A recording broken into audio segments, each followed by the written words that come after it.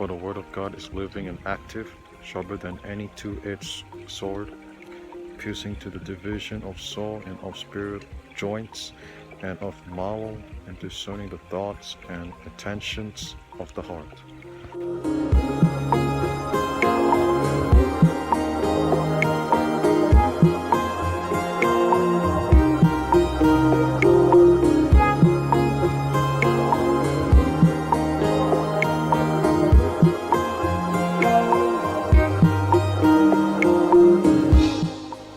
Romans 13:12.